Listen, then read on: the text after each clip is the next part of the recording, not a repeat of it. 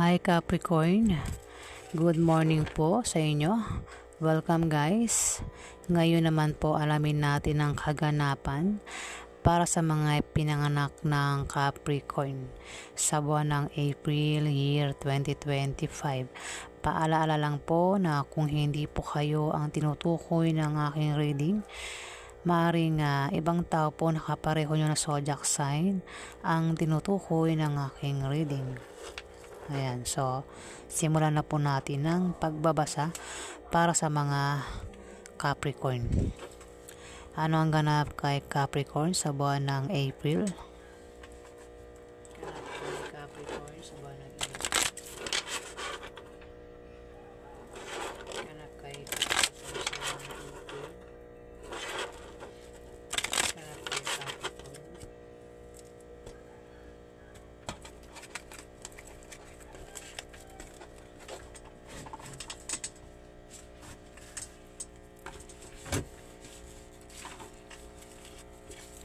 Ayan, magulo na malikot ang aking lamesa. Okay na ba? Ganap kay Capricorn.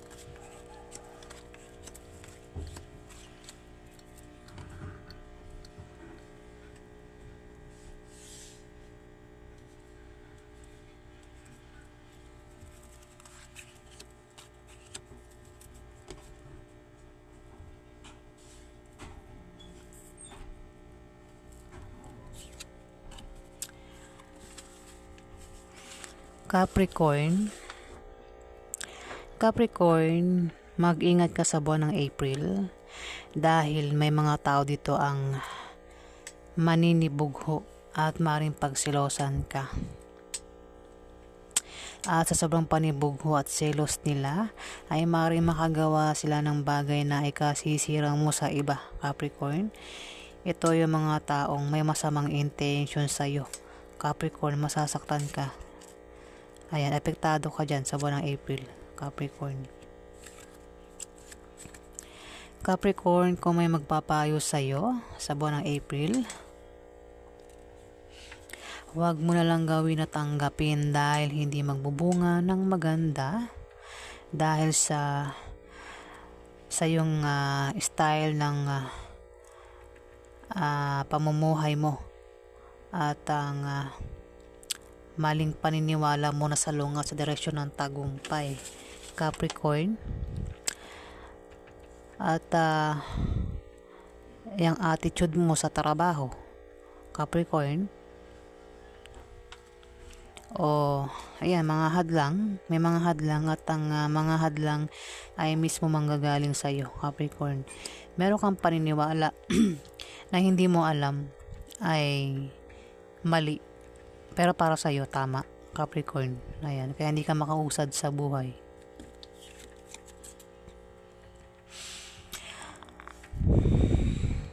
Queen of Clubs. Maaaring siya ang magpayo sa iyo, Capricorn, isang fire sign, Aries, Leo o Sagittarius na babae. Ito kasi ay pwede magpayo sa iyo o maaaring tumulong sa iyo sa buwan ng April, Capricorn.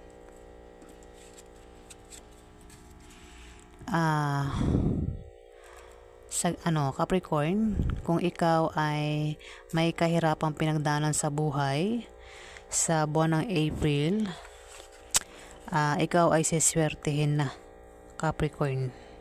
Ayan, buwan ng April. King of Spades, maaaring siyang tinutukoy ng Ten of Hearts, Capricorn. Maaaring siya ang tinutukoy na siswertihin na matapos ang kahirapang pinagdaanan niya. Wait lang Capricorn si King of Spades ay isang Libra, Aquarius o Gemini. Baka karelasyon mo ito Capricorn, baka asawa mo ito. Pwedeng kuya mo, uncle mo, tatay mo, boss mo, o kung sino pa itong si King of Spades na maaaring tinutukoy ng Ten of Hearts. Maaaring ito ay may pinagdaan ng kahirapan sa buhay at maring sa buwan ng April, maring makawala na siya dyan. O maring swertihin na siya sa buwan ng April. Capricorn. Dito merong Queen of Diamond. Queen of Diamond, isang earth sign, but pwedeng ikaw ito. Pwedeng hindi rin, pwedeng hindi rin naman ikaw ito. Capricorn. Pwedeng ikaw ito. Kung ikaw ito, maaring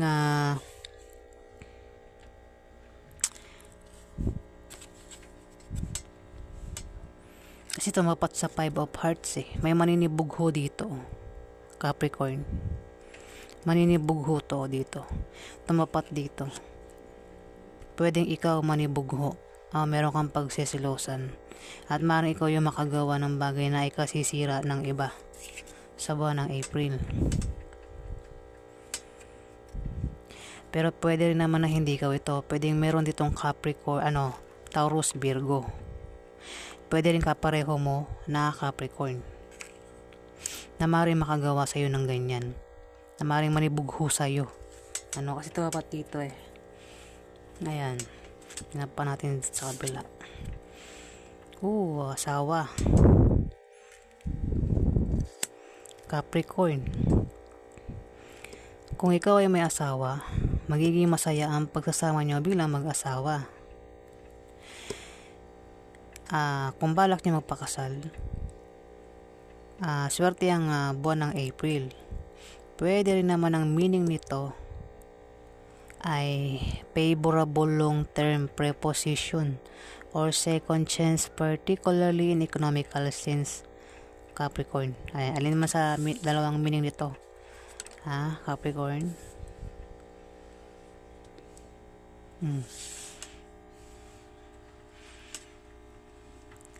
Ayan, ito, maninibugho dito. Pero tumapat dito, earth sign, no? Ikaw yata maninibugho. Ayan. So, ayan po ang ganap kay Capricorn sa unang part ng April. Alamin pa natin ang ganap kay Capricorn.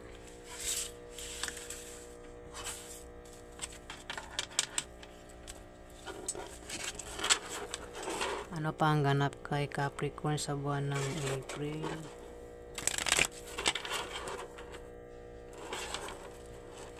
pa ang ganap kay Capricorn sa buwan ng April?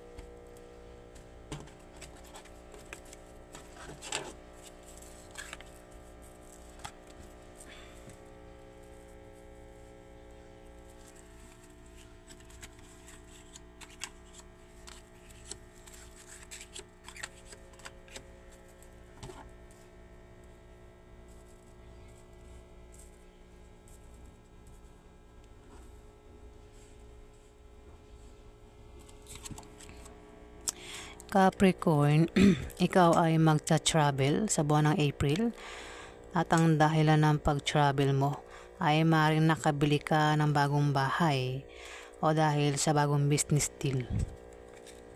Capricorn.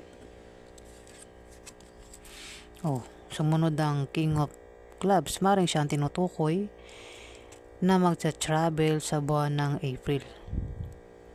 Sumunod maaaring siya ang tinutukoy o maaaring dahilan ng pag-travel niya ay dahil sa business deal. Ayan, sumunod. Kaya maaaring siya yan. Dito, kung may asawa ka, Capricorn, magiging masaya ang pagsasama nyo bilang mag-asawa. Ayan. Sa buwan ng April at kung balak nyo magpakasal, swerte ang panahon na yan para kayo ay magpakasal. Ayan. Pwede naman ang meaning niyan ay favorable long-term preposition or second chance, particularly in economical sense. Capricorn.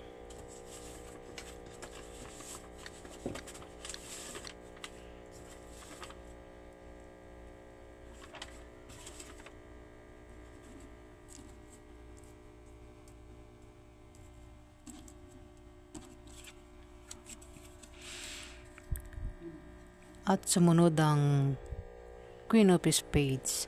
Maaaring siya asawa mo, Capricorn, Libra, Aquarius o Gemini. Ayan, Capricorn. Pero, pwede rin ang meaning nito, babae kasi ito eh. Isa itong babaeng balo o divorsyada. Mag-ingat ka sa kasama dito kasi ito ay maaaring maging kakampi mo, maging kalaban mo sa negosyo. Maaaring maging kakampi mo o maging kalaban mo sa mga gusto mong gawin sa buhay. Sa buwan ng April, Capricorn. Dito, kung ikaw ay may kahirapang pinagdaanan sa buhay, Capricorn, malapit ang dumating ang swerte mo. O maaaring sa buwan ng April darating ang swerte mo. O maaaring siya, si Queen of Spades ang tinutukoy niyan. Four of Clubs, Capricorn. Mag-ingat ka sa manloloko sa buwan ng April. Maaari kang manloko sa pera o sa pag-ibig. Ano naman klaseng panloloko ang gagawin sa'yo. Mukhang sa pag-travel mo, ayan o, tumapat, travel. Mukhang ano man klaseng panloloko ang gagawin sa'yo. Mag-ingat ka sa buwan ng April. Capricorn, may mga tao dito ang hindi tapat sa'yo at gagawa sila ng paraan para pabagsakin ka. Ayan. Huwag ka magtiwala sa kanila. Mga tao mapanlin lang. Ayan. At mapagsamantala. Huwag ka magtiwala sa kanila. Nabubula naman ako. Magtiwala ka lang sa taong pinagkakatiwalaan mo, Capricorn. Maaaring magaganap yan sa pag-travel mo sa buwan ng April din. Tumapat. 9 of Diamond. May away oh. Ayun oh. Sumunod 3 of Diamond no. May manluloko dito. Sumunod away oh. 3 of Diamond. Mukhang mapapaaway ka pa yata. Kasi may manluloko dito. At kung magkaroon ng away sa buwan ng April, mag-ingat ka sa pagsasalita mo para hindi lang makit tumala. Para makaiwas ka sa demandahan o baranggayan, Capricorn. Tumapat dito, ang makakaaway mo, lalaking fire sign. Fire sign, no? Aries, Leo, Sagittarius na lalaki. Manluloko. Four of Clubs, manluloko yan, no? Tapos ito sa pagsa-travel. Tapos dito away.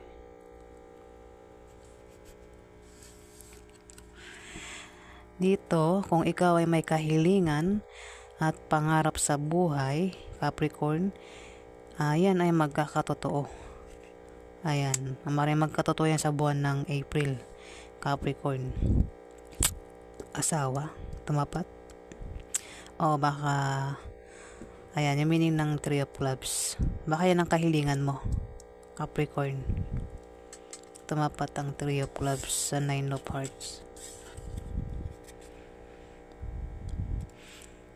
Capricorn, sa buwan ng April, mag-ingat ka dahil may mga tao nga hadlangan ka para hindi ka magtagumpay. May mga tao magkakalat ng malisyosong chismis. Maring may mga tao dito ang naiinggit sa'yo dahil sa tagumpay na nakakamtan mo sa trabaho mo o sa negosyo mo. Ayan, at gagawa sila ng paraan para mabagong takbo ng financial mo, yung kaperahan mo ba. Ayan, tumapat ang Queen of Spades. Maroon siya ang ahad lang, isang babaeng balo o divorsyada, Capricorn. Single mother. Single mother kasi zodiac sign ito, Libra. Single mother na Libra, Aquarius o Gemini. Babaeng balo o divorsyada. Ayan, maaaring siyang humadlang sa'yo, Capricorn. Ayan po ang ganap kay Capricorn second part ng buwan ng April. Alamin pa natin ang ganap kay Capricorn. Etong si King of Clubs, parang asawa mo yata to, Capricorn eh. Kaya nga, tatama lang to sa may asawang King of Clubs, par sign na lalaki. Ano pa ang ganap kay Capricorn?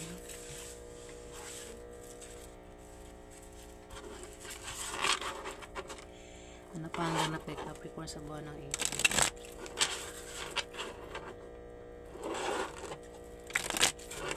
Ganap kay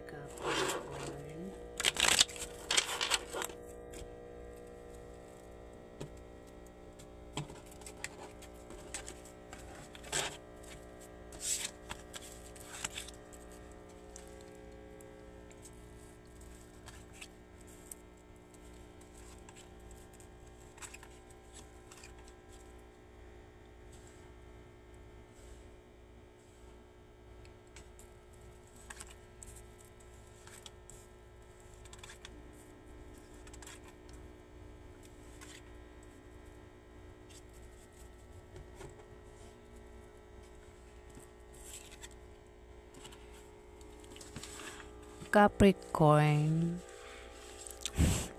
Capricorn, meron ditong five of hearts.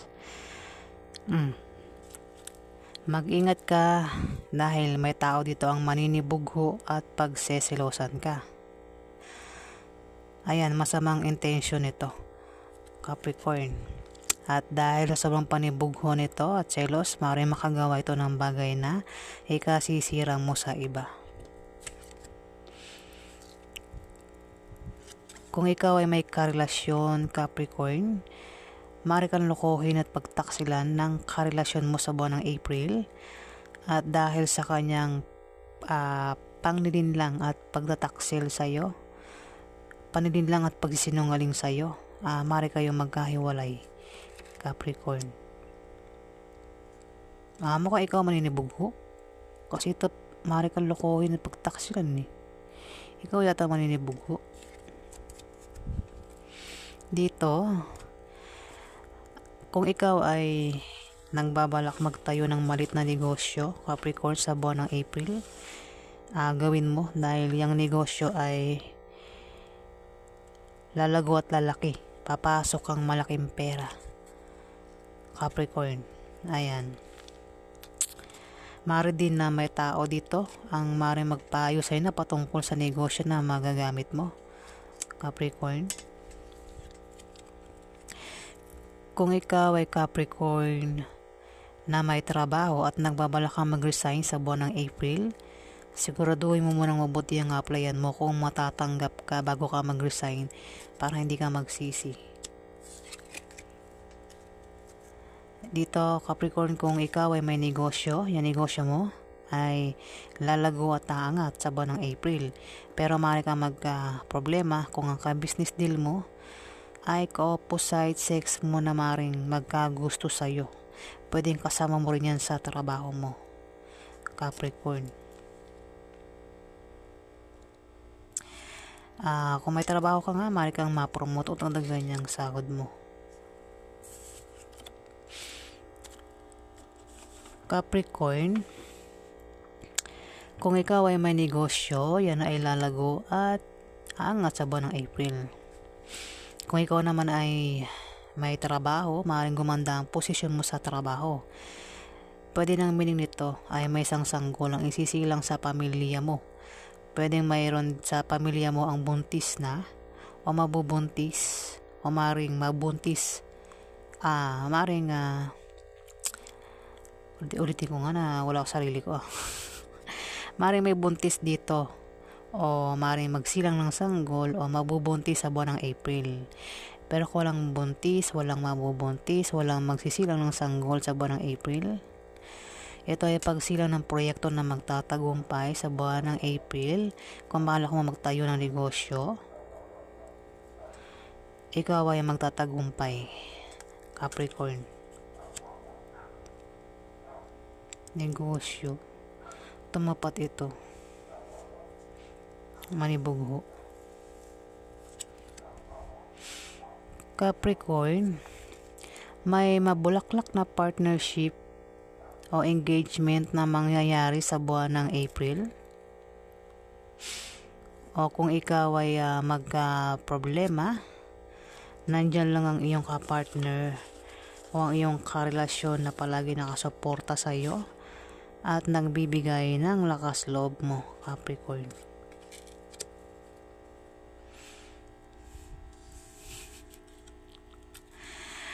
Dito, Capricorn, maaari kang magka-problema sa negosyo mo o sa trabaho mo dahil may mga tao dito ang magbibigay sa iyo ng problema, Capricorn. Maaaring ang third party ang magbigay sa iyo ng problema. Sumunod sa 8 of Clubs. May third party sa relasyon nyo, Capricorn.